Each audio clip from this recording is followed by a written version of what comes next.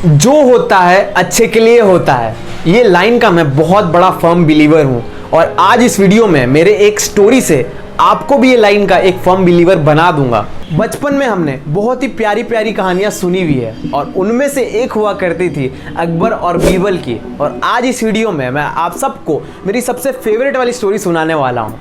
But क्या होता है ना, जब हम छोटे होते हैं और हमें कोई कहानियाँ सुनाता है तो हमें सिर्फ उस कहानी के प्लॉट में इंटरेस्ट होता है कि वो कहानी कैसे अनफोल्ड होगी। पर हम सबको पता है हर एक कहानी एक मॉरल ऑफर करती है, हर एक कहानी से हमें कुछ सीखने को मिलता है। और उस टाइम हम इतने ज़्यादा छोटे होते हैं कि हम सिर्फ लाइफ के सनी साइड को ही एक्सपीरियंस कर पाते हैं और वो चाह के भी जो स्टोरी हमें मॉरल दे रही है, जो सीख दे रही है, उससे रिलेट नहीं कर पाते। फिर हम बड़े होते हैं और थोड़े लाइफ हमारे मजे लेती है और थोड़े हम लाइफ के मजे लेते हैं। तो इसलिए अगर आपने ये स्टोरी बचपन में सुनी भी होगी तो इतना रिलेट नहीं कर पाए होगे। तो आइए फिर से एक बार ये सुनते हैं और इससे मोरल लेने की कोशिश करते हैं। तो एक बार अकबर अपने आलीशान महल में अपने बेगम के लिए फल काट रहे होते हैं और उनका अंगूठा कट जाता है गलती से और बहुत खून बहने लग जाता है। फिर महाराज पूरे महल को सर पे उठा लेते हैं और अपने सभी सिपाहियों को बोलते हैं कि सिपाहियों, मेरा अंगूठा कट गया है और बहुत खून बह रहा है, मेरे लिए वैद्य को बुला के लाओ, डॉक्टर को बुला के लाओ। और महाराज बहुत दर्द में होते हैं और उतने में बीरबल की एंट्री होती है और बीरबल महाराज की ओर चलते हुए आते हैं और उनसे कहते हैं कि महाराज चिल करो, रिलैक्स करो, अंगूठा ही तो कटा है, जो होता है अच्छे के लिए ही होता है। और महाराज इतने ज़्यादा दर्द में होते हैं, ऊपर से बीरबल ऐसा बोलते हैं तो महाराज बहुत ज़्यादा गुस्से में हो जाते हैं और सिपाहियों को बोलते हैं कि सिपाहियों, डॉक्टर वगैरह सब छोड़ो, सबसे पहले ये बीरबल को जेल में जाके बंद करो और इसकी खूब पिटाई करो, इसकी चटनी बना दो और सुबह इसे फांसी पे चढ़ा देना। और ऐसा कहकर महाराज कुछ टाइम बाद शिकार पर अकेले ही निकल जाते हैं बिना बीरबल के। इस बार फिर महल से कुछ दूर महाराज आदिवासियों द्वारा एक गांव में पकड़े जाते हैं और महाराज उनसे बोलते हैं कि मैं राजा हूं, तुम मुझे नहीं पकड़ सकते।